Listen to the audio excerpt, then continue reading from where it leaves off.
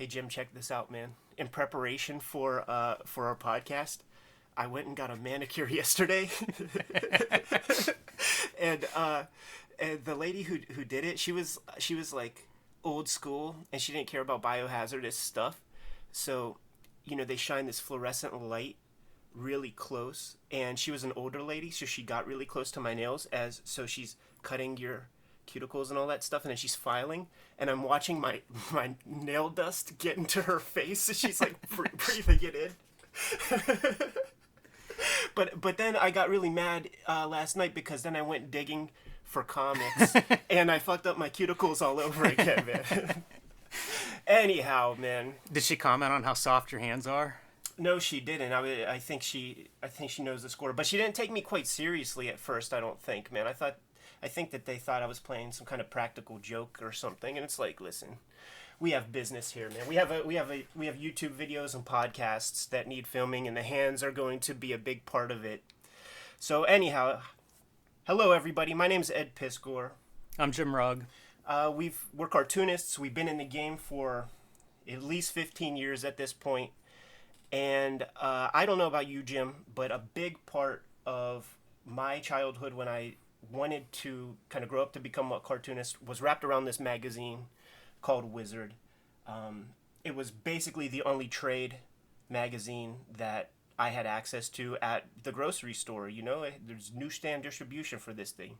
Yeah, I found it same deal. I was looking for anything with interviews, any insight on like how to be a cartoonist like you had. That was something I recognized early on I wanted to do. It was hard to find articles pre-internet. Wizard showed up, and it was like interviews with favorite artists. Also, previews of pages in progress, so like penciled pages, sketches, a lot more process than I had seen before. So it was a big, it was my first source of like information that I was looking at and trying to copy and trying to learn. We're sitting here in my studio amongst 20,000, 30,000 comic books, and goddammit if I didn't get rid of all of my Wizard magazines back in the day. Every single one of them I tossed. Why, I don't know. But I've reaccumulated all the ones that matter, which would be issues 1 through 75 for those of you playing at home. And the way that I've been able to fashion my career for the past 7-8 years, it's a very simple scheme. I fall down a rabbit hole and get obsessed about certain things that I naturally really love.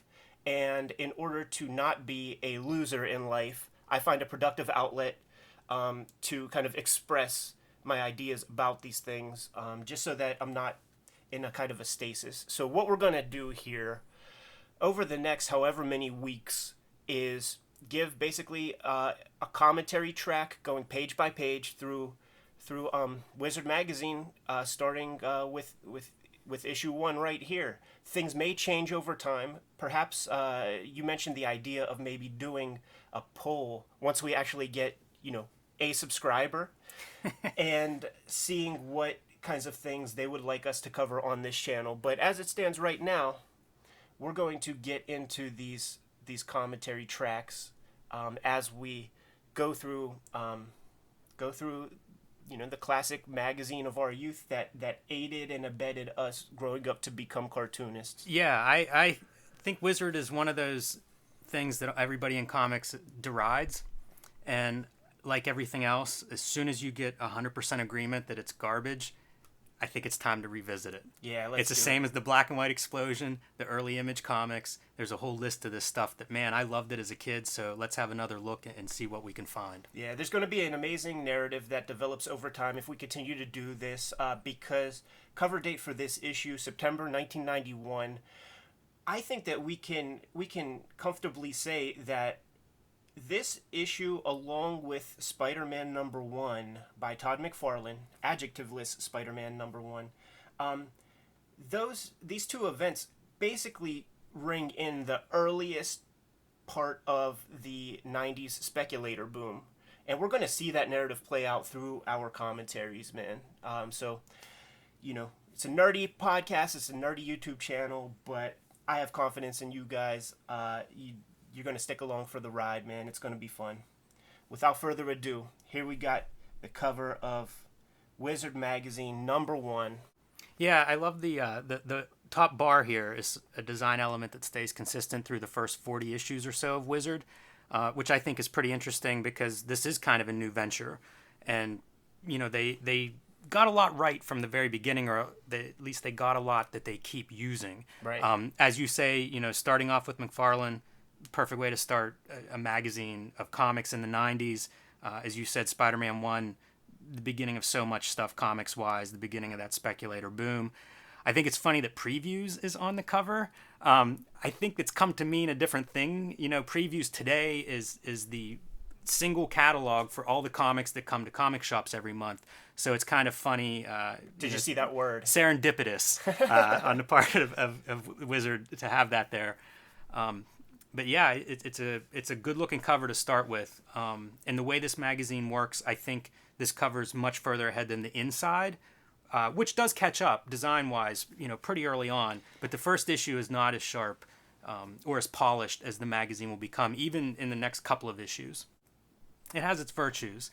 The collector's edition is an interesting note because I think a lot of people threw out their Wizard magazines or traded them, got rid of them at some point. I did not hold on to mine, so I've been buying them in the last 5 years as well. And they are relatively hard to find at times. I think that, like I said, there was a lot of distaste for Wizard over the years by shop owners, by different publishers, and I think that a lot of old Wizard magazines have been thrown out. So perhaps collector's edition is the right is fitting. Look at that shine on my manicured nails, man. Let's get to it. Let's get to it. All right, man. First inside cover. So I did a little research ahead of time while I was looking through the magazine. Guess how many issues of Married with Children comics there were out there? Just a ballpark figure, one guess, and then I'll tell you the number. 24. 38 issues. Wow. We lived in a world where there were 38 issues of Married with Children comics. Not consecutive. There were like several volumes for those playing at home who give a crap about this sort of thing. Well, I would add Tom Richmond, longtime Mad illustrator, Yep. credited there. Whenever I saw that ad, it did make me curious to flip through an issue. The very first comic I ever had published, he did the cover to it. I don't want to call it out because it's a schmucky comic. And I would also say, people watching at home, make a mental note of this inside cover, because we will talk about this again before this issue is over. Very excited. And right here, Comics Unlimited Limited. A comic Brilliant. book distributor. Right? Wholesale distribution, yeah. One of probably 18 to 20 comics distributors at the time of the start of this magazine. Wow. And we are down to one now, and that would be Diamond, basically, right? Yes. In terms of the direct market comics. So here we have the Stan Lee of Wizard, Gareb Shamus, looking like, what was his name, Patrick Bateman? Looking like he's about 15. Yeah, for sure. And he's trying to get more distinguished by having those glasses on.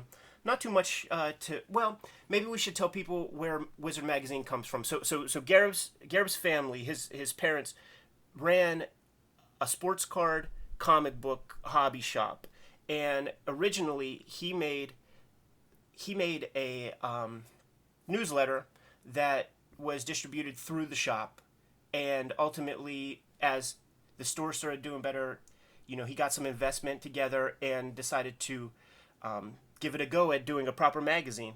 Once again, September 1991. How old were you then? Because I think context matters in terms of like who we are as. Yeah, I was 14. I was probably about 3 years or so into reading comics. Yeah, I was 8 years old, and Wizard Number 1 is not my first Wizard, but I was actively collecting comics. Just the last vestige of the newsstand buyers. Rite Aid was where I got most of my stuff. I would mention Greg McElhatton. Yeah. I believe he wrote reviews. I think he had a column on CBR, Comic Book Resources. Okay. A review site, and I think he was also connected to SPX for several years. I think he was on their board. That's pretty cool. And if I'm wrong, maybe update us in the comments. We always joke, these are comic book supplies. We always joke like the most successful person in comics is the guy that figured out the bags. For sure. And man, he sold a lot of them during the speculator boom. No doubt. Did you say there are some ads where you can buy you could get a discount if you buy 10 copies of, say, Deathmate Red or something like that. Table of contents, pretty boilerplate. Letters from the editor. Ironic he's not listed in the staff. Pat O'Neill's not listed as an editor in the staff here, but he has some opinions. He does have some opinions, and at first, like, tell me that doesn't look like a Dan Clowes, Dan Pussy kind of character. Very much. And Pat, I love you, but the editorial reads kind of like something that a Dan Pussy, like fanboy kind of guy would talk about, especially. This is a story as old as time when it comes to collaborative creative media, and so Pat O'Neill, right? Yes. Pat O'Neill is an editor, so of course when he's talking about the state of comics and what sucks about them and where our energies should be placed and who the blame should be placed upon, of course, like the last statement, what's wrong with this picture? Could it be that the biggest problem with comics today is that nobody is telling the writers and artists when they're being self-indulgent or obscure or just plain bad? And then I think that if, say, Neil Gaiman wrote this editorial, it would be the flip, and he would be talking about how editors are, these corporate shills who are just passing down orders from on high, and that is the beauty of being an independent cartoonist and just doing your thing. Right. And also, this editorial is a response because he interviews Todd McFarlane on coming up, and Todd McFarlane talks about his relationship with editors. So in some ways, I feel like this is a response to the article we're about to read. Ah, I see.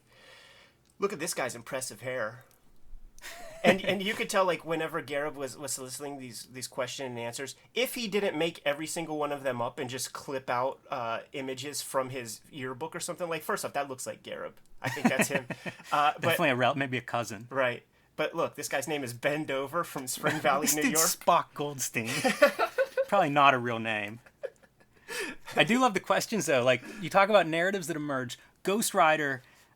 I read Ghostrider at this time. I liked Ghostrider at this time, but Ghostrider is much, much more popular than I remembered. Right. Yeah. At this time, it was definitely one of those big things. And also, if we're going to get into the questions, is Cletus Cassidy, Spider-Man 344, 345, going to be the new Venom? So this is before Carnage, who became a breakout. They also ask about Aliens versus Predator movie, and the answer is doesn't look like it. a lot of movie notes. Don't quite land. Right. All right. So we have the first big article, interview with Todd McFarlane, hot off the heels of his wild success with Spider-Man issue 1 that, like we said earlier, sold 3 million copies. We're recording this video right after New York Comic Con, and I follow Todd McFarlane on Instagram, and he was posting a lot of stories, and this image or something very similar to it popped up, and he was talking about how he used to get perms back in the early 90s, and his friends called him Todd Pubes McFarlane. And also, just looking at this image makes me understand the hairstyles that he was drawing, because I never seen hairstyles like that in the real world, but this kind of closely approximates some of those things that he was drawing. Do you have anything to say before we get into the body? Yeah, when I first was looking at this, I thought, oh, they're printing in two colors, right? Black and red. And then the next page we see black and blue, but we see full color here. So it's curious to me that so much of this, there is no color, even though they were clearly printing in 4-color. Like, it could have been color. I don't know about that decision. I wonder about that, and this is nerdy minutia, but I wonder if we look at the signature, like the piece of paper that's connected on that side, it might just be 2-color. Yes, a lot of magazines would do that. Deadline magazine would do that. Right. So you're probably right on that. And I thought it could also be an issue of file size and memory. Right. Those bigger full-color graphics definitely take up memory, and that was a premium in 1991. That's true. And maybe this was some kind of early Photoshop thing, but when we get to the next issue, there's going to be clear evidence that people were cutting things out with scissors and pasting them up. So that's going to be fun to get to. One major thing of note with this interview, as far as I'm concerned, is basically Todd's opening phrase, his opening statement, and his closing statement, because we're within the body of this interview, we are going to see how he evolves as a creative, basically, like in terms of his thought process. So his opening statement, the question doesn't matter so much, but he describes what it was like to work on Spider-Man. And he said, it was just a job. I started collecting comics late and probably broke in a lot later than many of the younger guys these days. I just consider myself a professional, and whatever assignment I got, I tried to do my darndest. So that is like journeyman, rank and file, a monthly hamster wheel penciler talk. Yeah, that's interesting. I like the professional part, though, and I feel like we could maybe bring more of that kind of talk back to comics. Right. So much of it is, oh, I love it. It's some pure experience, which is fine, but you're delivering a monthly book or you're, trying to make a living. The professional side of it's kind of an approach we don't hear as much about at the moment. Right. Without further ado, he's just talking about his process. Like, one of the things that I like is he talks about his writing process. Yes. Do you have some things to say about that? Yeah, it's totally built around the visual. He talks about, in the case of Spider-Man, coming up with these amazing poses and then filling in the background so they look approximately right. I've seen in other interviews he talks about drawing a series of pages and then filling in the gaps story-wise. I think it's pretty interesting. He also notes about the schedule and talks about if he had one more day, it might be more coherent. Or if he had, 2 extra days, what he would do with them. He has to deliver the book on a 4-week schedule. And I don't know, there aren't too many people that are doing that today. And he was writing, penciling, and inking and maintained that schedule. The first, I think, 14 issues of Spider-Man were all him on a monthly schedule. So yeah, it's pretty impressive. He was drawing things with this level of detail month in, month out. And in conversations, in some of his famous interviews, like he would talk about how, when he would be inking something like this is when he would be on the phone with Rob Liefeld just kind of chopping it up. I've heard Chris Ware say that he talks on the phone while inking. Really? Inking must be a thing to, a time to hang out. I do coloring sometimes. I'll talk on the phone when I'm coloring. So interesting. I remember hanging out with Brandon Graham once, and he said that, like, this part of the job, he calls it washing dishes. It's kind of mindless. That's when you could really focus on the audiobook you're listening to or whatever. There is no such thing as wrong debris. This was one of my favorite comics, I guess, at the time. My favorite of his Spider-Man. I loved his Hulk, and that was such a great issue because his first run of Hulk, a lot of it's inked by other people. He's not quite Todd McFarlane, mature at that point, but he comes back to the Hulk guest appearance against Spider-Man after he's been on Spider-Man for a few years, and he is like, he's hitting his stride, and it's such a great issue. And that's the issue that then went to Heritage auctions. Yeah. And went for $575,000, I think. Deep 6 figures. Yeah. Deep 6 figures. Did you ever see, this isn't for Batman Year 2, but he drew Batman Year 2, I believe. Did you ever get to see those? I think he drew about half of it. I have not. I've seen just covers. Todd McFarlane pencils, Alfredo Alcala inks. So Alcala is very classically trained, and he has a very good command of anatomy and all that, the proper stuff, academic stuff. And with his final touches on the excitement of the McFarlane pencils, those are issues to seek out, really worth having. Of course, in the original, in their original form, because the coloring on these trade paperbacks is ridiculous. He makes a comment about inking the book, and the backgrounds, the debris, things of that nature, bricks, aren't that important. And he even says that the printing, he doodles the hell out of pages, and the printing process muddies it up some. I think that's pretty noteworthy. I've heard like Jack Kirby would talk about knowing how color worked on that old printing processes. That yellow paper was part of the color, just like the bad printing is part of how the ink displays. And it's funny when you see reprints and it does look different. Right, for sure. I was surprised they don't mention Batman in his previous credits because of Batman Year 2. Right. I feel like that would have a little more weight than Infinity Inc. or Invasion.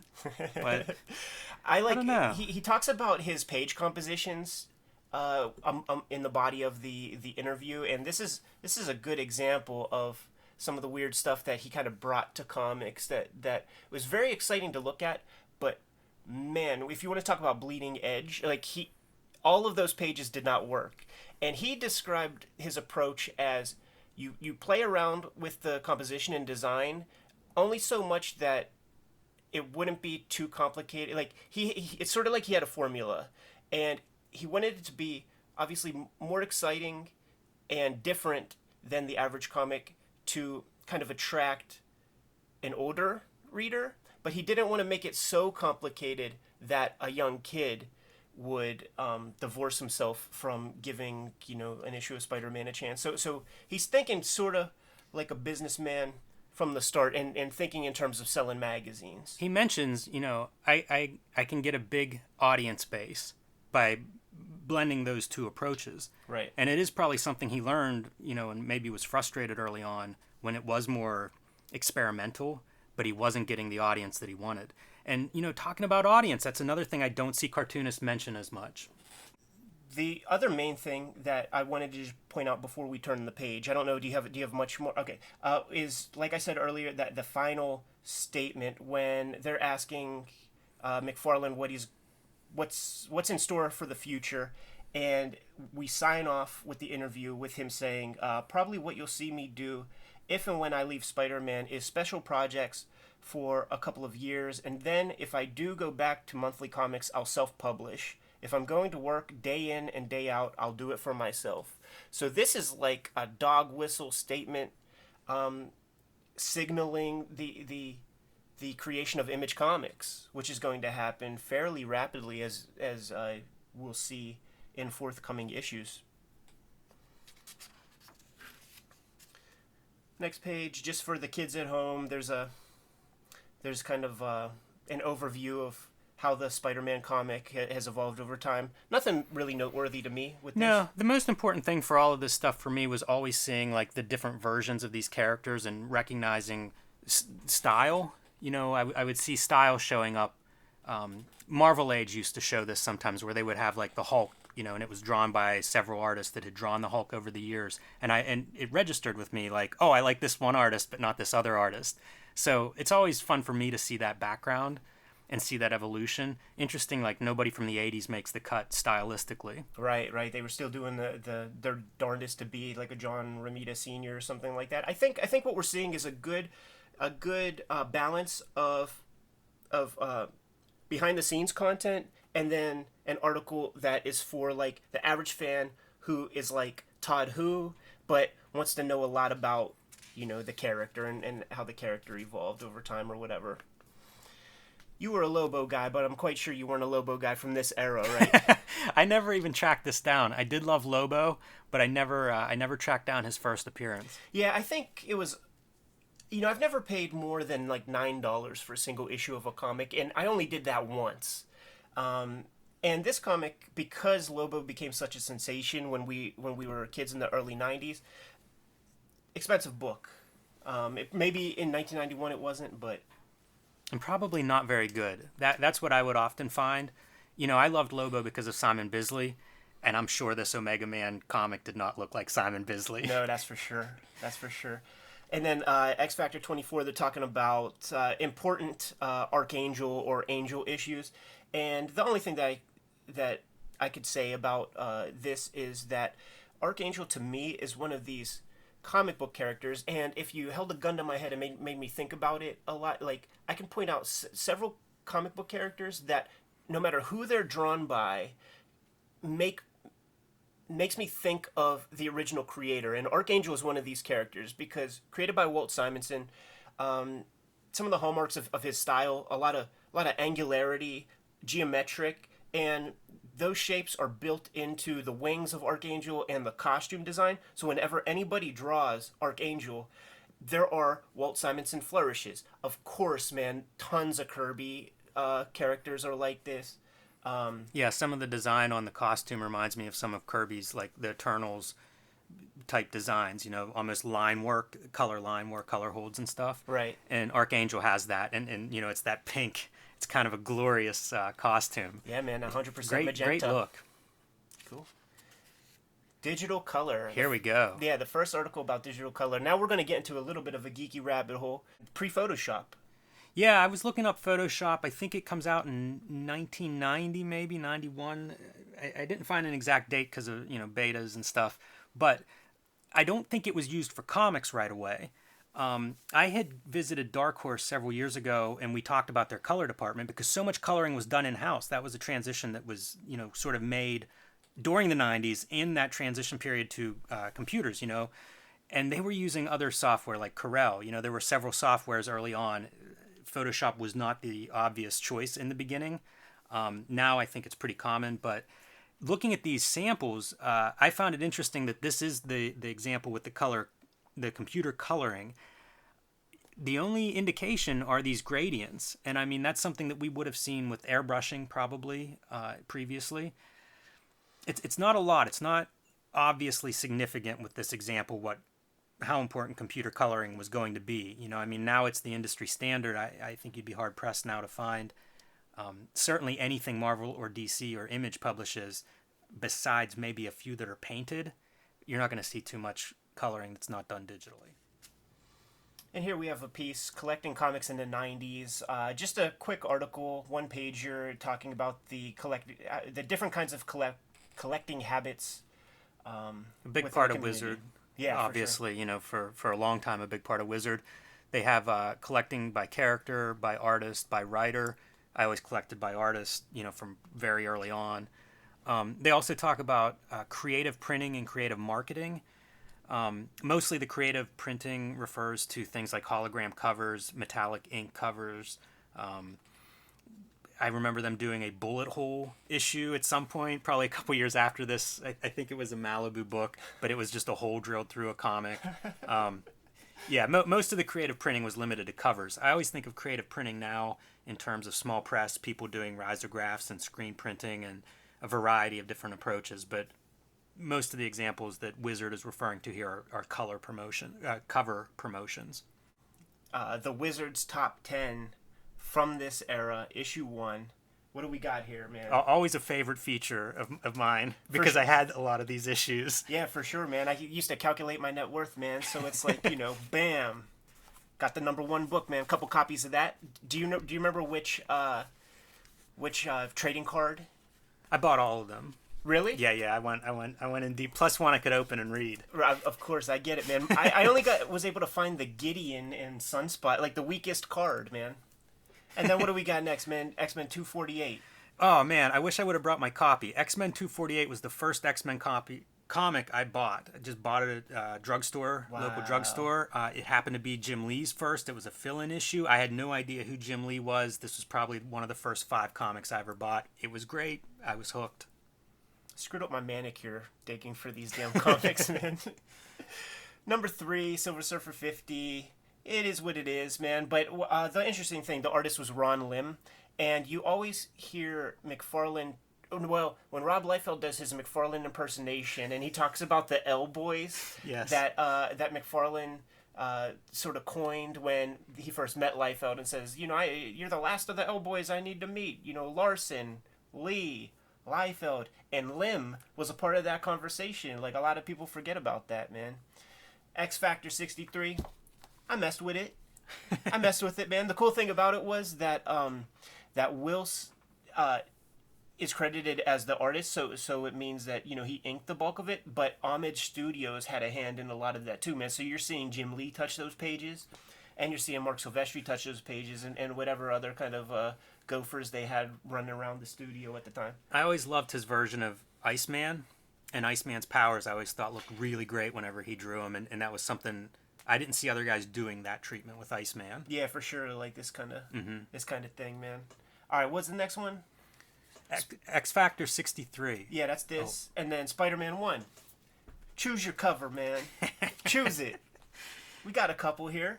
I think I also had a gold one of those covers, maybe a 3rd, 4th print. Who knows? If we were to calculate your net worth going by this magazine, man, you would have been able to buy probably, Teenage Mutant Ninja Turtles on VHS. This is the creative printing that they're talking about. The black and white, black and silver edition versus the color edition. Yeah. Like I said, one edition had gold ink. The platinum edition is the one that's listed there, and I don't even know what that would have been. I think of platinum as silver, so I'm not sure what that looks like. I don't know if I ever saw that one. I would see them floating around at cons, but I don't quite remember what they look like. Now, with this Spider-Man 1, what Marvel did was these simple different kind of color combinations with the covers, and sold about 3 million copies. Then the X Factor comes out. Same cover, but it's polybagged with 5 different trading cards. And that went over big. Sold about 5.6 million from what I recall. What's the next one, man? Number 6. Oh, classic. New Mutants number 87. First appearance of Cable. You know your homeboy Ed has 2 copies of that. This was the first New Mutants I ever bought. Bought that at a drugstore. Dope. Long before I found comic book stores. These are the direct market ones. Ah, yes. Yeah. Liefeld pencils with McFarlane inks on the cover. What's the next one, man? Silver Surfer number 34. I like Jim Starlin. Jim Starlin, Infinity Gauntlet, Warlock, known for the big intergalactic cosmic storylines. And, this was a return, I guess, to a lot of those stories. The beginning of a lot of those stories, actually. Yeah, for sure, man. Ghostrider 15. I have that floating around, but I didn't yank it out. But that's is it Javier Saltares? Probably in Mark Texiera. Those two combined on a lot of those early Ghost Riders, and I never knew who was doing what. Very or similar who style. I liked. They meshed really well. You think of penciler inker teams. Those two guys, and I don't know if they were finisher and layout, what their titles were, but yeah, great fit together, and a great fit for a Skull protagonist. Like the Bones, they kind of drew like a rough, scratchy style. Very different than Jim Lee and Rob Liefeld, who were doing very precision inks. Ghost Rider was kind of this dark, shadowy book, and those guys, perfect art team for it. Yeah, very kinetic inking style. Number 9, New Teen Titans. Number 2. I don't have much to say about it. I didn't read Teen Titans. But in pop culture today, I have young sisters, and I have a niece, and they swear by, and they grew up on these Teen Titans cartoons. Yeah, the cartoon's a huge one. I think there's just been a debut of like some live action thing. Like I'm very ignorant about what's happening in comics these days. You're gonna have to forgive me on that because I only talk about cool shit. But I did see that Liefeld was in New York for New York Comic Con and went to the sort of the debut screening of a Teen Titans program where they have like his version of Hawk and Dove are characters in that program. And then I think he drew some Deathstroke with the New 52. Does that ring a bell? I know he did I know he definitely did Hawkman, but I don't know about Deathstroke. And number 10, New Mutants number 100. Ooh, 2 copies of that, man. I don't mess around when it comes to Liefeld. Look at how weird this one is, though, man. The print on that is kind of crazy. It's like they were running out of ink on this signature, and then yeah, you can really see it because they're like the roller marks. Totally. That dark middle band, and then lighter on either side. This is primo Rob Liefeld comics, people. This is him inking himself. Yeah, which was always my favorite. Almost for any of these guys, I preferred when they inked themselves. Jim Lee almost always worked with Scott Williams, so that was kind of the look. I didn't have a problem with those two together. But a lot of those guys that inked themselves and then found an inker always preferred the original. Yeah, me too. And that's something. So much drawing happens in the ink. That's something McFarlane in this issue talks about in his interview, is that he does so much of the drawing in the inking stage. Right. Do you remember that Abrams Marvel book where they show it's like the 25th or 50th?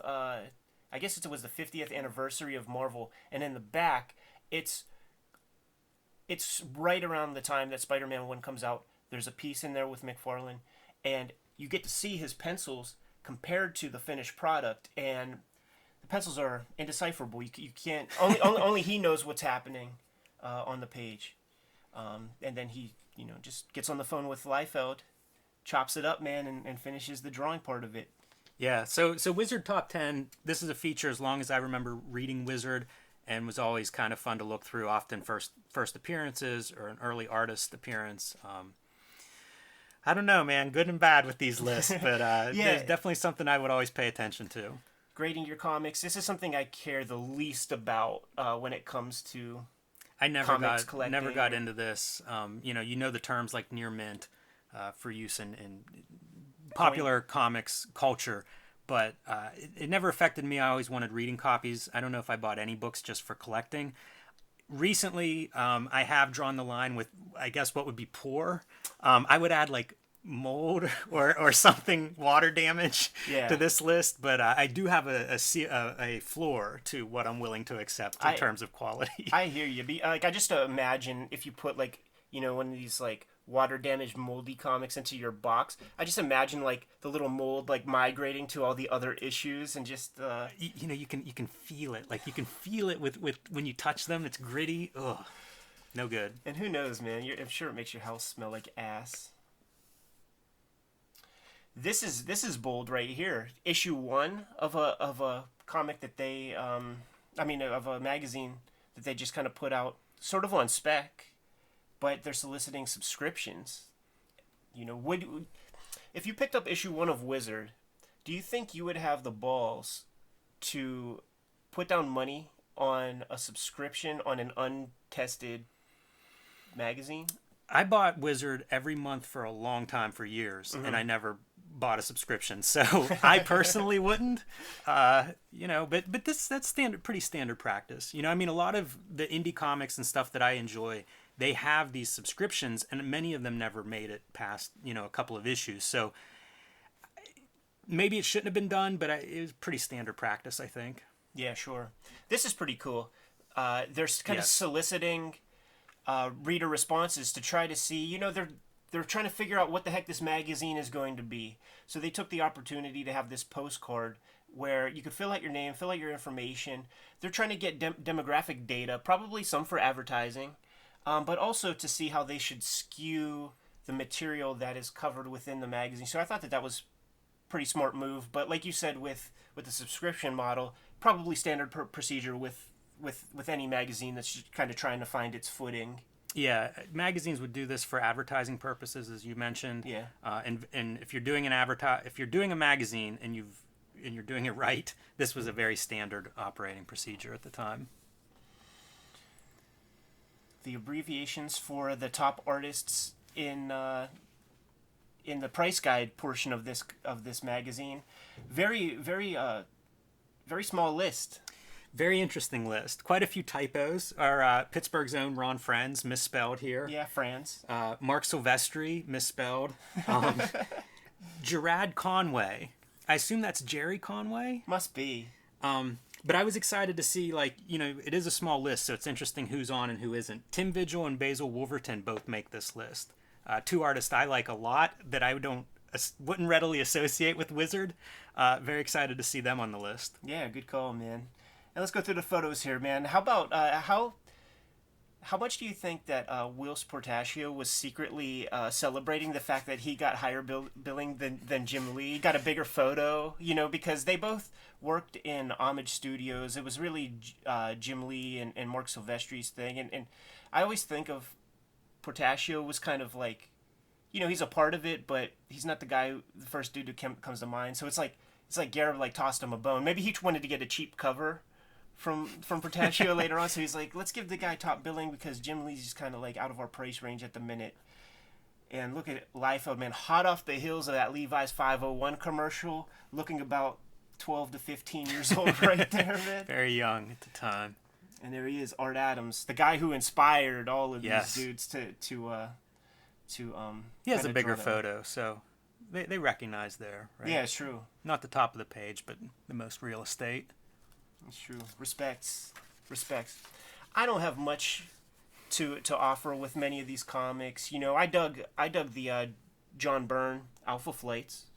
Yeah, I had a run of those. Yeah, they used to be. They must have printed big numbers because that was a book that was pretty easy to track down. Yeah.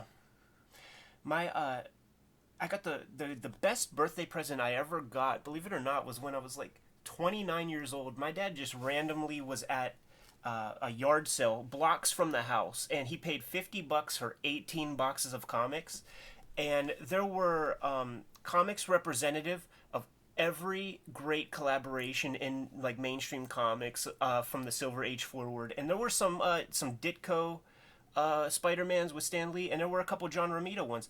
The interesting thing that you will see in the copyright information of these images is that for the different eras of Marvel, there's different copyrights associated with the different covers. So I think we'll see Cadence along the way. This old Spider-Man from 1965 says something called Non-Pareil Publishing or something, which I've actually never heard of.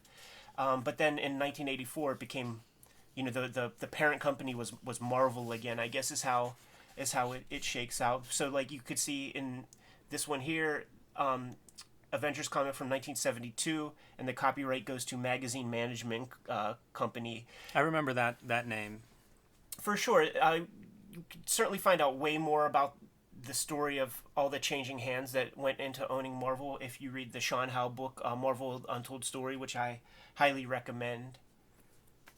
Looking at this comic, it makes me wonder, I know that you divested yourself of your Amazing Spider-Mans during the McFarlane era. Did you get rid of this one too? I did not have that one. Oh, okay. I started buying Amazing Spider-Man around 320, which was about the time I started buying comics. I was looking for what to buy, and it was like Spider-Man was a book that was supposed to be good, as far as I knew, and it was McFarlane toward the end of his run on Amazing. John Byrne issue of Avengers of the West Coast. I actually like this stuff. It's very serviceable comics, fun, but nothing insanely memorable. Same pose, I believe, as Namor cover number 1. Yeah, for sure. Good eye. Swiping himself. He did that quite often. Yeah. And you know what? I can't say anything because I swiped him. True. Mike Zeck, man, can't say enough good things about his artwork. His storytelling, he didn't do so many comic pages if you think about in a cartoonist's body of work, but that's probably the big one, Captain America. He ran about 40 issues there, 30 to 40 issues. Right. That monthly schedule, man, it's incredible. Nobody does that now. But you look back and it was like you just couldn't make it. If you couldn't do the monthly schedule, you just couldn't make it. Very many iconic covers came from his pencil, though. Yeah, the Captain America run of covers is a great run. Did you have Ghostrider 1? Yes.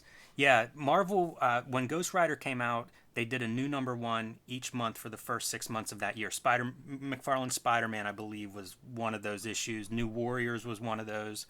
Sleepwalker, Guardians of the Galaxy. And I am not going to remember the sixth one. Iconic is right. Cover.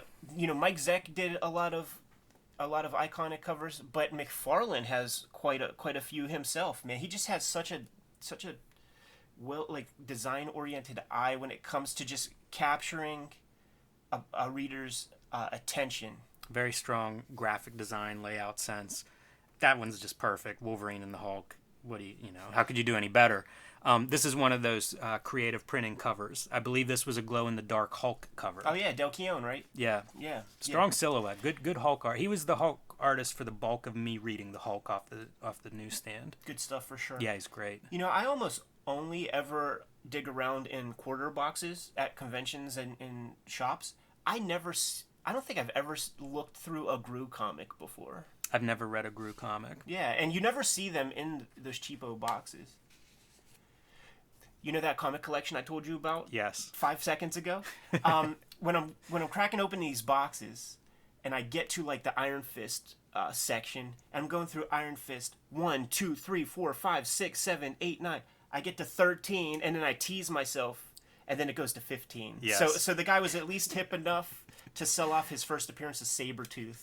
I always thought Iron Fist was the coolest character when I was reading it, because at the time he was dead when I started reading comics, but he looked so cool. Like, I loved his design and everything, and his fist would glow. It's just perfect for 10-year-old me. I agree. And 10-year-old you probably dug that Lobo too, I imagine. Dude, this Lobo was such a good comic for me, and I don't think you can see it probably. It's kind of washed out, but the first issue was 99 cents. Wow. It's like probably $1.50, book rate $1.25, but I was buying on a budget. I'd have like $5 a week, and I'd go to New Comic Book Day at the newsstand, and that I would not have bought that book if it weren't 99 cents, and I loved it. Fell in love with his stuff. And I actually this is Barry Windsor Smith Weapon X from Marvel Comics Presents, which was a book that I really, I saw an article about that, and I just love Barry Windsor Smith's stuff. that was my first exposure to it, but it was like, what is this? It looked totally different, and that was a big book for me. Great instance of a cartoonist coloring his own stuff too, which was very rare at the time, man. There it is, man. Rob Liefeld. What's that worth at that point? Oh, that's a good question. Let's see. New Mutants 87 was worth $25 at that moment. I had $50. I could have got a Nintendo. My buddy traded. His dad was a comic collector. Yeah. Traded old early Fantastic Fours for some of that. I ended up trading early Rob Liefeld Cable, not the first appearance, but some of them for a full run of Frank Miller Daredevils. Oh, that's a good. That's a good flip. I look back on that one. I think I won that one. That's a good flip, man. Nothing here really caught my eye. Just, you know what? I guess the thing that's interesting is that we see Jim Lee stuff, we see McFarlane stuff, merchandise. Liefeld. So you're seeing the Future Image guys being licensed to death by Marvel, and that stuck in their craw. You know, they didn't. You know, what did McFarlane say? We don't even get one copy of the shirt. He called it a copy. We don't even get one copy of the shirt. You know, they like so this is the Image founding fathers being exploited through merchandising, and we'll see what happens later with that.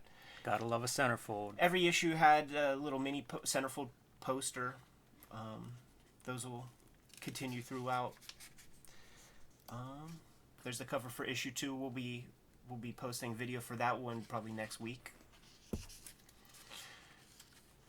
What do you say, man? You want to skip ahead? Oh, I always liked the way McFarlane drew Wolverine. Yeah, I was such a Wolverine mark, and whenever he had that 5-issue guest appearance of Wolverine and Spider-Man from that cover, was part of that run, I loved it. Versus Wendigo. In fact, on my new Grand Design Trade paperback, I colored a Wolverine pinup to fit in there. I can't wait to see how that thing was printed. We used this. My teacher at the Kubert School for a design class used this comic because to sort of give us an example of the staccato 9-panel grid. There's a page in here where Swamp Thing gets his arm cut off, and over the course of 9 panels, kind of Watchmen style, you watch his arm grow back, and it was just an example of every panel is equal to the same unit of time. So just showing the transition. And you noted the Marvel having different companies. This is National Periodical, copyright 1973. DC Comics, copyright 1990. So it wasn't just Marvel that was having ownership changes or copyright changes. Interesting. Ninja Turtles. I hope we get into that a little bit more. I don't think there's going to be very many articles in the future, but there might be 1 or 2 about the black and white comics boom. Actually, you know what? Thinking about the black and white boom, did you ever see the first Jim Lee comic? No, I don't think I did. I have some teaching aids, some visual aids here. So Ninja Turtles comes out, big success, and people are trying to replicate that lightning in the bottle. They're coming up with anthropomorphic ninja samurai characters. So we lived in a world where there were samurai penguins, samurai squirrels, but the first Jim Lee comic was this one here. See, they flipped the script, and they were like, you know what, let's just keep it anthropomorphic humanoid figures, but we'll make him Santa Claus instead of, a chimpanzee or something like this. So we have Samurai Santa, and it's by Solson. Rick Buckler, man, famous for what? Reagan's Raiders. Deathlock would probably be his biggest claim to fame. Yeah. I was thinking about Solson. Right, yeah. Reagan's Raiders. So this was at a time when Jim Lee was so shy and bashful that his self-portrait is just his hair. Wow. Right here. And he inked the story, and you know what? You couldn't tell. It's pretty rough. Anyhow, I digress. Pretty good. I digress. You know what? Let's just skip a little bit, man. Yeah, so Wolverine number 10. I actually brought my copy of this. This is my second copy of it. This was the first Wolverine comic I ever got. And right away, I knew I wanted to make comics from the time I got this. Bought it at a gas station. And what's interesting for me with this, it's drawn by John Buscema and Bill Sienkiewicz, yes. 2 artists that I greatly admire now, but I had no idea then. It's my second comic book. But very shortly after this, I found How to Draw Comics the Marvel Way by John Buscema. Again, I was just starting to like look at this stuff and try to figure out who's good, how do you get better, how do you do this, and I randomly found How to Draw Comics the Marvel Way, which I think everybody kind of knows. I feel like that's not a book that's cherished by any means, but it's one that everybody sort of, if you wanted to draw comics and you're of a certain age, this was a book that crossed your desk. For sure. Good or bad. It was in my elementary school library. I actually bought this copy. This is my third copy. Lost the first two. People borrowed them, never brought it back. Bought this from a neighbor at a yard sale for a quarter. In great shape. Yeah, really great shape. They Nice. never used it. See, they didn't. It's in much better shape than my Wolverine number 10. It's pretty beat up. If your How to Draw Comics the Marvel Way is in good shape, you're probably not a professional cartoonist. All right, man. Let's skip ahead a little bit in the interest of time. Action figures. Were you a toy guy? I never got into the toys. I enjoyed whenever people would customize toys, and I enjoyed kind of looking at them. I just did not collect toys. Dig it. Seems like they'd be great, as an artist, great references for figures and for lighting and all that, but they weren't a big piece for me. But something that is interesting to me looking back on this is the list of number 1 books. So these are all number 1 titles that were coming out presumably next month. The months are always weird in these lists. Right. But I pulled out a couple. I look at this list and I try to figure out, like, are any of these significant? Certainly none of them are still running. I pulled a handful myself. All right, well, good. Here's one. This is the one that I think may be the longest runner in the group. Adventures of Tad Martin, number 1, Average American Teenager. Issue 6 of this came out in 2015 from Fantagraphics. So he jumped ship, man. in a way, man, it might be the longest running title on this list. Can I share my handful? Please do, yes. Of comics? All right, I got... That's the big one. Yeah. And that one. And then this one. And then that one. This one, like, who would buy... who would fall for that kind of trap of just buying... They loved you. You were in their demographic crosshairs. If it sold 8 million copies, and I have 8... copies. I see what you're doing. What's the percentage? Is that 0.00001% of the run, or is it a few more zeros? There's a lot of zeros there, but it does reduce the number of readers significantly. Yeah. That's the thing that sort of stinks about the X-Men Grand Design thing, is because I can't tell how many people are reading it because of the variant covers that a lot of people show up with 2 or 3. Magazines used to calculate readership based on subscription and some insane math formula where it was like people were trading their books off and like 1 copy sold meant like 7 readers. It was just ludicrous, the math they would do to try to get advertisers on board. So I did pull a couple of these too. This is a list of all the books shipping in, I guess it would have been September, would have been the time. So I pulled a couple of books from this list just to kind of take a survey of where comics were at the time. Here's a Doom Patrol. Number 47, middle of Grant Morrison's run. One of the great superhero runs, in my opinion, is Grant Morrison's Doom Patrol run. I think he started around issue 20, so he's, 2 years in, maybe 2.5 years in. 8-Ball number 7. Wow, 8-Ball number 7 and X-Men 1 in the same time frame. Big movie comics, with Art School Confidential coming out of this particular issue. Sam Keith. Man, look at that. So this was the serial that followed Barry Windsor Smith in Marvel Comics Presents. Perfect for me. Loved Sam. This is one of the early comics I saw by Sam Keith, and man, I loved this stuff. I didn't know anybody that drew anything remotely like his work. It was cartoony. It was dark and heavily rendered. Right up my alley. Surprised to see, too, a big selling book. They have the rankings listed in this list, and that's a top 100 book. Psycho, Dan Brereton. This was another book that I found, who knows how, but it's a painted comic. So a lot of these painted comics, we were talking about computer coloring earlier. This would be your alternative to normal comic book coloring. And pretty interesting sci-fi, I guess, more adult, mature books. What a landscape for comics. Teenage Mutant Ninja Turtles, number 36. Michael Zulli issue, part of the trilogy. I loved this comic. One of the, man, me too. This is some of my favorite Turtles comics, and it is just amazing, the interpretation of the turtles visually. Zuli was coming off of Puma Blues, his black and white explosion title that ran forever, but he drew animals. Puma Blues was kind of an environmentalist friendly kind of comic, yeah. And this was just incredible, you know. And then he went on to draw some Hallmark issues of the Sandman, or just Sandman, with Neil Gaiman. That's where a lot of people might recognize him. So I'm glad you brought these over, man. Beautiful drawing. I thought you would appreciate this one. So good. Great illustration of the era in which we are covering with this issue in particular.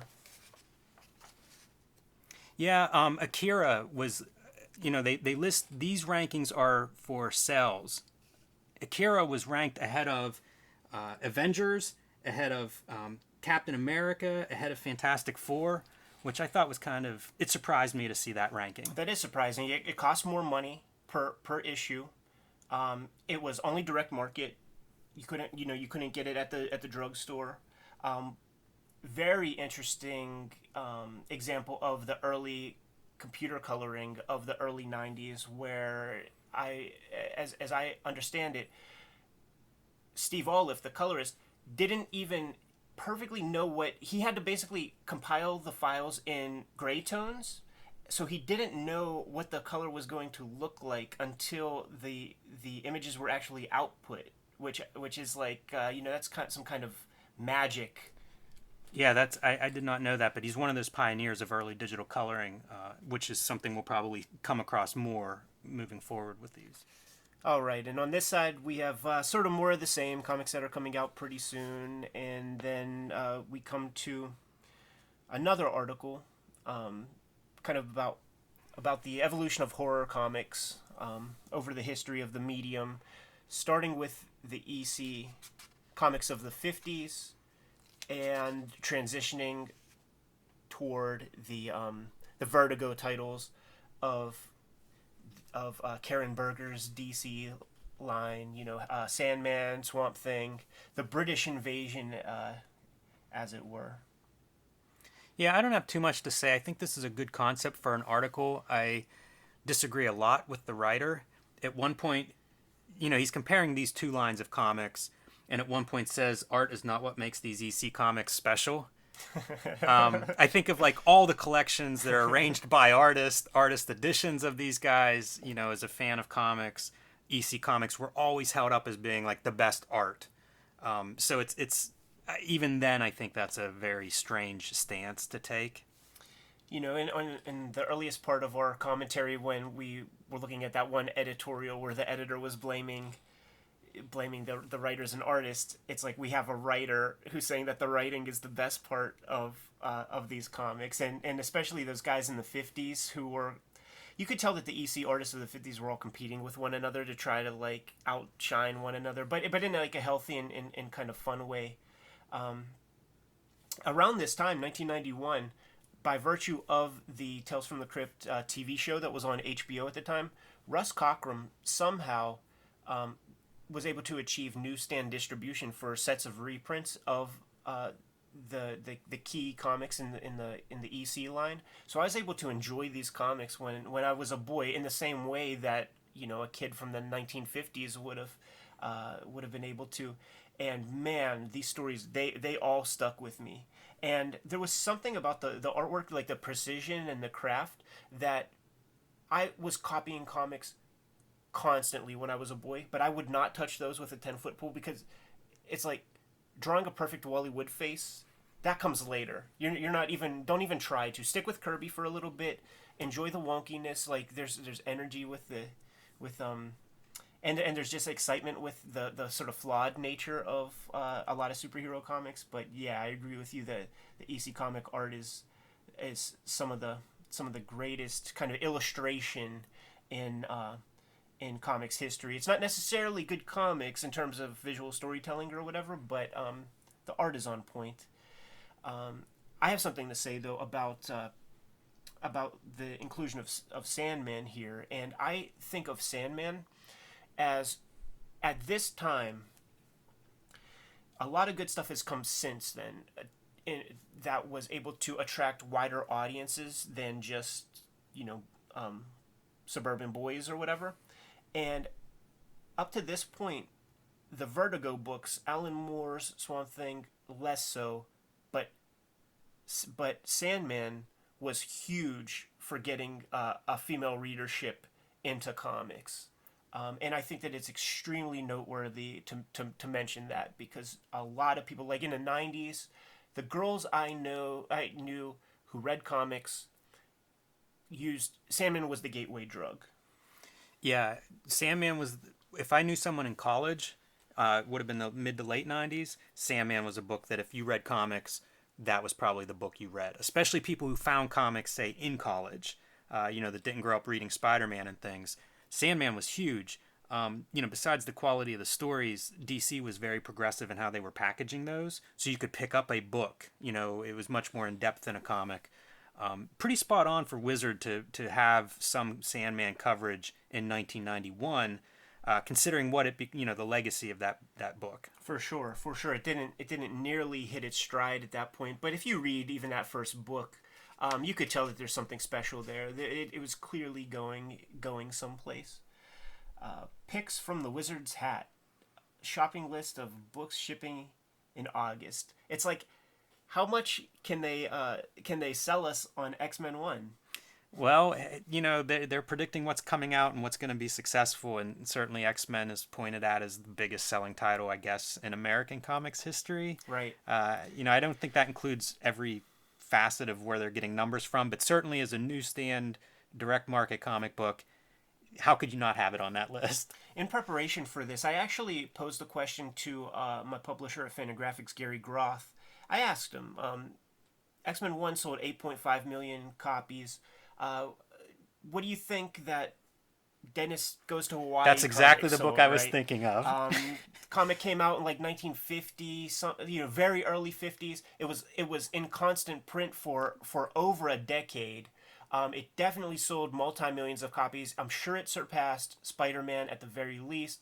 It probably surpassed Liefeld's X-Force 1, but Gary in his dry way said that it's hard to imagine that a comic book readership could be over 8.5 million without scumbag speculators hoarding in and buying multiple copies of each. So I sort of defer to his expertise, because he has 60 years of experience in the game at this point. Love both of these. Norm Brayfogle was the Batman artist whenever I started reading comics. And again, I was looking for what should you read. Batman, always a top book. And Norm Brayfogle was the guy, liked his art a lot. This is a standalone, one-shot Holy Terror. I think there are aliens in this book. I haven't actually read Holy Terror. So while I like Norm Brayfogle and his Batman comics, this isn't one in particular that I know about. But the X Factor, drawn by Larry Stroman, this was my first exposure to Larry Stroman, who went on to do Tribe at Image. And, I'm a huge fan of Larry Stroman's work in this era. And I think this is probably a high point if I think of, because I've gone back and looked at his Alien Legions, and they're fine too. And I still love Tribe. But this is probably maybe the pure highlight for me for Larry Stroman. He stood out, if you think of Liefeld and Jim Lee, Larry Stroman was totally different. His influences did not look like theirs at all. Just very interesting visuals. As an illustrator, he was coming from a different place. And wild proportions. Great compositions. I'd be curious to know, if he was looking at stuff outside of comics. Because this stuff is very different than, again, what you were seeing at the top of the sales list. Yeah. What else do we have here? Excalibur 42, Ragman. I went to the Joe Kubert school, and the original series was a creation from Joe Kubert and Bob Kanigher. It was like the first thing that they did, or well, I can't say the first thing, but it was nice to see them not do a goddamn army story for once. I have so many GI combats, man, and our army at war and all that. It was nice to see them do. Maybe not that successful, though. That's when true. You think of Joe Kubert. That's true. It is the Army comics. Yeah, it is. Some more top picks. Here we go, man. Sin City is up and running in 1991. That's worth mentioning. Not much other stuff jumped out at me. No, I'm not sure what this is. I believe these are all Vertigo books. I don't know Touchmark or Disney Publishing. I'm not sure what this is because Enigma, I'm almost certain, was a Vertigo book. Yeah, that rings a bell. Mercy, I believe, was. Yeah, I feel like those are all Vertigo, so I'm not sure what that's about. Man, maybe they were trying to... This was something that I thought of.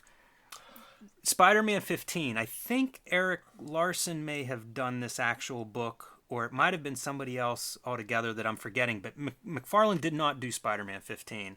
And I read this description when we were going through this, and man, an all-humor issue. I would have been thrilled to see that, so I was a little disappointed whenever I saw that listing. Earlier in the month, Todd posted an image on Instagram where he simply just said, "Look, I can draw cute too." Yes. And it was this cat that had a part in its hair, like Pat Sajak, and was the scariest, most frightening image I ever saw. And all the comments said the same thing. They're just like, "Todd, this isn't cute. Todd, this is like really freaky, man." Westfield, not an actual distributor, but like a mail order service. Oh, okay. They were based in Wisconsin, though, which is where Capital City, which was like the second, Capital City and Diamond were the two big distributors at the time. So I assume they might have been affiliated. They would put out a newsletter with their list of what was coming out. That was one of the first places I mail ordered comics, especially when I started looking for indie comics that I couldn't get on the newsstand. That was Westfield for me. Awesome. I didn't know that they weren't a distributor. John Byrne's Next Men, number 1, was a book I remember getting from them. All right, man. The Rocketeer movie was out around this time. I haven't seen this movie since the movie came out, basically, like in the theaters. I had this game for Super Nintendo. Worst game ever, man. Like, you have to... It's called Rocketeer, right? But when you start the video game, you have to do a biplane race, and then... First off, that's incredibly hard. You almost can't beat it. And then you finally do after hours of toil, and then you have to do another biplane race. You have to do 2 of those before you actually get to the damn rocket pack. I confess I've never seen Rocketeer movie. Oh, really? It's this really awesome pastiche, and it's funny because the limited kind of vocabulary that the writer's kind of pulling from, they don't know the references, right? So when Dave Stevens created the comic, it was this pastiche of like all the stuff he dug, the Rocket Man serials, the female kind of love interest based on Betty Page, Brondo Hatton, the horror movie called The Creeper, this guy who had acromegaly, he's a villain, all that Nazi stuff, Nazi villainy. Yeah, I think Dave Stevens really kind of led a resurgence, a reappreciation of Betty Page, so it's possible. You know what? That's true. That did slip by this writer. You know what? That's totally true, because I think about when we first got the E!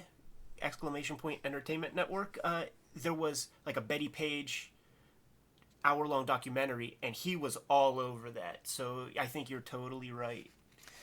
They mention Campbell, the star, his comics reading habits. He name drops Jack Kirby, Mobius, which I thought's pretty interesting. Probably the Marvel epic line of Mobius graphic novels. Yeah, I don't know where metal. else he would have seen them. Oh, maybe heavy metal. Pretty good. But then Russ Heath, credited with drawing the adaptation. Yeah. Which for Marvel. Is that true? Yeah. I have a copy. Yeah, that's something I'd be interested to track down. Yeah, it's really good. You can find it in the dime bins for sure. Russ Heath, another great that passed this year. We lost a lot of guys. Steve Ditko. What do we got here? Remembering the Middleman.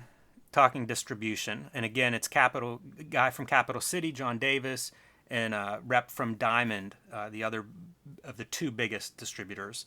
Talking about trends, they talk about the problems with people buying multiple issues, but also as long as that continues to happen, as long as people continue to buy those multiple issues, the companies are going to continue to produce those.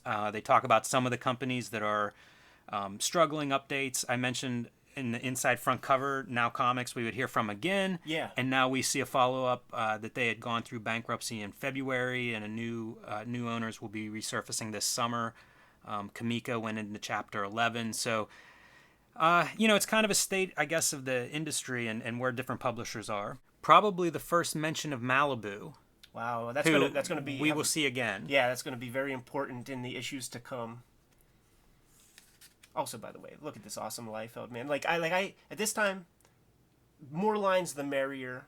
But it is worth noting that in this early promotional artwork, Farrell's hair is quite different, closer to Cougar from Youngblood, if you're familiar. I had a giant poster of this image on my wall as a kid. I believe this was the cover for previews. The month that this came out, I have that issue around here. I would always see promo art like that and be like, "This is the best team shot. This is so awesome." And then I'd be disappointed in like the cover art or whatever would actually come out and be like, "Why didn't they use that image?" Yeah, just talk about impressions when it comes to advertising. Like it's like this image gets built into your mind, and then when you see it in some different point of view, it just feels wrong. Like even to me, like this is what Cable looks like to me, and anybody who draws him differently is kind of doing it wrong. And even Liefeld doesn't draw Cable the way he used to, you know what I'm saying? So it's like they never made a good toy or anything with this like Mel pattern, like this like receding crow's nest kind of hairline and all that. I just noticed Shatterstar's in this drawing. It's almost like Trencher. It's almost like Keith Giffen like saw this and he's like, I'm gonna make Trencher like, and just add a million lines all over the place. You'll see Trencher soon. This is sort of what I was talking about before, when I mentioned the speculator market that kind of destroyed the sports card industry and how Marvel got into it. Like the first Marvel series was like a sleeper hit, I guess you would call it. And then when the second series came out, forget about it. I think I read somewhere that an open case of this first series, because it wasn't such a giant hit at the time, during this era would have gone for like $400 or $500. I love that Spider-Man's flying. That'd be a great composition for Superman. Right. It's a little bit odd for Spider-Man. It is, man. Dragon's Den store I looked up. As near as I can tell, it sort of morphed into a video store, video games, as well as like a video store. And then it was closed I think it switched ownership, and then I think it was closed for tax reasons last year, and maybe was supposed to reopen and may have reopened, but I believe it's no longer this version of this store, at least. If you guys know about it, man, mention it in the comments. But that seems like a very nice, long, respectable run for a store that operates in such a finicky environment. The comic book checklist. So the idea is that you Xerox this or you cut it out, and you could take it to the comic shop so that you don't miss anything. Especially you've been reading all this material. They dropped a lot of science on the comics that you should be checking out, so you can make your list and have informed buying decisions. Notice quantity, and it's not even like in units; it's in lots. I'll have a lot of X-Men 1, please. Like, what constitutes fantastic? A lot? And of course, they make sure to have Wizard at the top of your checklist. Now, with the shows and conventions calendar, I don't think that much of this will matter to us, but we are Pittsburgh boys, so we're probably always going to make some note of the Pennsylvania classified ad. And it looks like August 4th in 1991, at a place called King of Prussia, there was some little toy show. Like, Pittsburgh didn't get a giant, like, big comic convention for a very long time. Like, I think that maybe 92, 93 was the first, like, Pittsburgh Comic-Con, and everything else that happened before that was really kind of small potatoes. Well, if this is if this is more or less a monthly schedule, too, Pittsburgh's certainly not going to have, a show every month that would show up on this list. No, that's for sure. This to me is great. It's highlighting. It's for a paintball magazine, first off, and so I know exactly where I was, like, in this exact era. I was a boy living in Baltimore for like 1 year, and that's when I discovered the invention of paintball, like that paintball even existed, and I was like obsessed with the idea of it. That like it's adults, so it's like I'm already playing Army, I'm already playing GI Joe, so I get to continue doing this when I become older, and I actually get to shoot people with this paint, and it looks like it sucks, like it looks like it really hurts, and then you see guys with welts everywhere. So I was really looking forward to it. To this day, I still have never even seen a paintball in my life. I worked for a company in college in the summers that ran paintball games. So anytime like any of our friends would be doing something like a bachelor party or something, there would be paintball involved. The rules were always don't shoot somebody in close range, except for the guys who worked there, and that's all we did, and it hurt real bad. That's so funny, man. All right, we're closing out of this issue with, once again, another ad. What else could it be? For X-Men 1. In 1990, Marvel Comics broke all records when Spider-Man 1 sold more copies than any comic ever published, which is not true. But like we just said, quite sure that X-Men number 1 might legitimately be the highest selling comic in history. When I was talking with Gary about these numbers, he said that Captain Marvel sold regularly at 3 million copies, month in, month out. So that right there matches the Spider-Man 1 numbers. Yeah, it's incredible to think of that. They mentioned that in the distributor conversation about some of these comics that are selling more and more copies and how those numbers might go up. Two numbers from the Golden Age in the millions. But yeah, it'd be interesting to see those numbers because I think dollar-wise, the comics industry is bigger than it would have been at this time. Right. But there's so many more comics that are coming out, more books, that it's not, you don't see it in single issue quantities. There you have it. We just breezed through issue 1 of Wizard. Stay tuned, probably next week, for our commentary on Wizard Magazine number 2. Ghostrider cover. Still using that weird airbrush effect on the cover. In the meantime, you could keep up with cartoonist Kayfabe at basically every social media platform. Am I right? We have a Twitter, at Cartoon Kayfabe. We have an Instagram, cartoon.kayfabe at Instagram. Follow me personally on Twitter and Instagram at Ed Piskor. Follow me at Jim Rugg Art. All of these links will be in the description below. All right, we'll see you guys next week with more commentaries and updated videos about other weird little things here and there as we continue to build the Cartoonist Kayfabe channel.